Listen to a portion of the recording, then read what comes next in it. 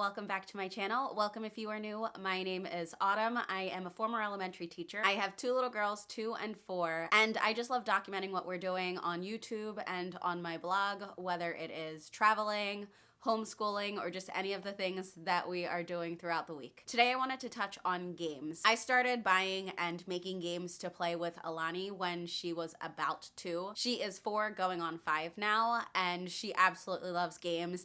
Emmy is also just starting to really have a love of games, so I figured I would share some of the games that we do have that we really enjoy. First is these Spot It games. We have 2 different versions of this game: animals and numbers and shapes. And what I like about these games is they travel really well. This is something that you can take with you and easily play in the airport or at a restaurant or anything like that. The game comes with multiple cards, and the point is to find 2 things that match on the cards. The first person who finds the 2 things on the cards that matches is the one who wins that round. So there's a bunch of these cards and you just play through like that. As I said, we have the animal one as well as the numbers and shapes one, so it's a great way to just go over the concept with the animals, learning different animals as well as the different colors. Now the colors are not exactly what that animal would be. Like, for example, there's like a pink donkey.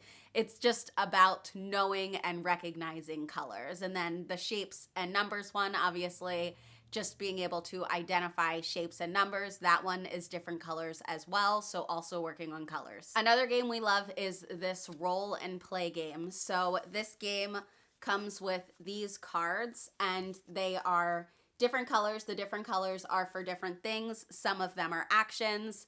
Some of them are finding something that is a certain color. There are animal sounds, different types of things depending on what card you get. So this works like a big die. You just roll it, and whatever color it lands on, that is the color card you pick up, and then you follow the directions on the card. What I love about this game is it's so kid friendly. So it has the words, but it also has the pictures. So even if your child isn't reading yet, they can look at the pictures and kind of figure out what they are supposed to do. This is a well-loved game in our house. So this is a cooperative play game. When we started with Alani playing games, we started out with cooperative play games where there's not necessarily a winner or a loser. You're working together. So with this game, there are little trees set up, and then depending on the color is what fruit is supposed to go on that. There are 4 different color fruits, and then there's 4 of each of those fruits. So they go on these cards, and then you have this dice that has different colors. That tells you what color to pick up, and you put it in the basket. Now the other part of this game is this little crow, because there is a crow on here. If it lands on the crow moves closer to the basket. You are trying to collect all the fruit, get it into the basket before the crow gets. And I'm realizing I keep saying crow. I don't actually know if this is supposed to be a crow. But anyway, you're supposed to collect the fruit and try to get it in before you roll too many crows, because you don't want the crow getting to the basket first. It's a really cute game. It's for 2 and up, and that's basically when we started playing it with Alani. And we're also now starting to play it with Emmy. It's funny because it's been so long now that we're really realizing that it is something that is still a little bit difficult for a 2-year-old. But we're so far away from that with Alani that we're like, oh yeah, we really have to teach her how to play this game. But it's a really fun game, and I really like that it is geared toward little ones. Another cooperative play game that we have is Hoot Owl Hoot. So in this game, everyone has little owl pieces. You're trying to get your owl to the nest before the sun rises. And so when you pick a card, it could be a color or it could be a sun piece. And so similar to the other game that I showed, you're trying to complete a task before something else happens on the board. And this is, again, another cooperative play game. You can move any of the owl pieces you want. I feel like that is sometimes a tough thing for little ones to understand. Sometimes they're just like, this is mine, I'm only allowed to do this. And a lot of times in games that is the case, where it is your piece. But in this game, you're allowed to move any of the owls that you want. And the goal is to basically work together to get the owls to the nest before the sun rises. So just to show an example, these are the cards you'd be picking from. If you got the sun, you'd have to move the sun. And if you got a color, then you can move to the next color. We have a lot of matching games, or even the puzzle games where there's a picture and a number that you're matching together. I love those types of games because they work well with memory, or if it's a number one, with learning the numbers and counting.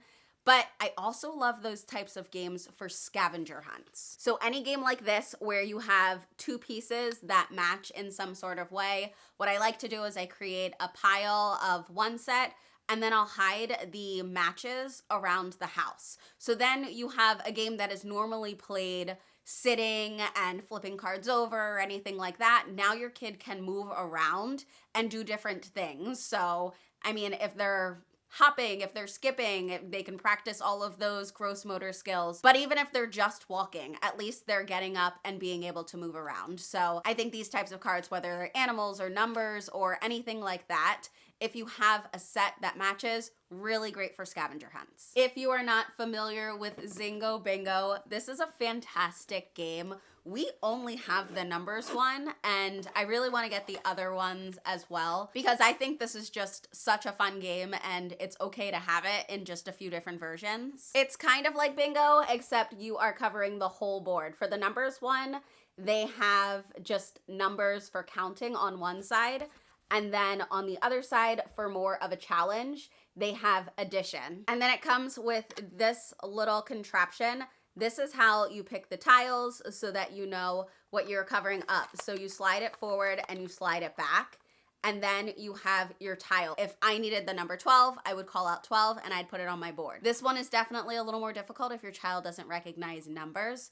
But the other one that I have played with kids before, I believe it's animals or objects. I'll make sure that I link that as well as the numbers one. That is a little easier if you have younger children or your kids don't really know how to read numbers yet. Speaking of bingo, this is a game that we almost play every day at this point. My girls love this game. So that is Alani and Emmy. Both love this game. And again, Emmy is 2, and this game is for, it says 3 to 6 plus, but she still is able to play with some of the cards. So the ones that Emmy is able to do is this side, which has animals, and then this side, which has letters, and then a corresponding object or animal that goes with that letter. And it has these little bags that match the colors. They have all of the pieces that you would pull so that you know what animal or what letter to call. What I like about this is if your child did need more of a challenge, even though the card has the object and the letter, you can use this side of the pieces you call out and it's just the letter. And if you wanted it to match completely, then this side also has the picture. And then they also have the side that has numbers like regular bingo, and then a side that has sight words as well. And it does come with the pieces to cover too. So everything is in this box that you would need. The last game that I wanted to mention is Sequence for Kids. I actually did not know until last year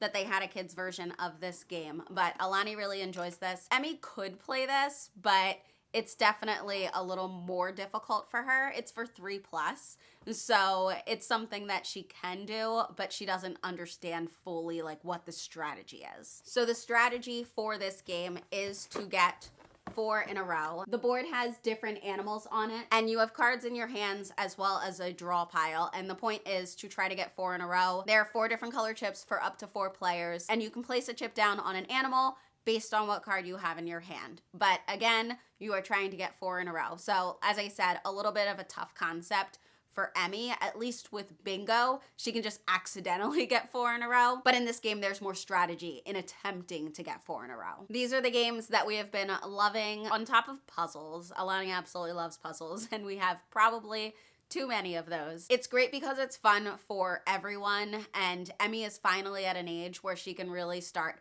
participating more in some of the games we're playing. It makes me really excited for future like family game nights, especially as they start to get a little bit harder than these ones. So if you enjoy games or your kids enjoy games, definitely check these out. Let me know in the comments what kind of games that you love to play with your family. As always, thank you so much for watching, and I will see you in the next video. Bye.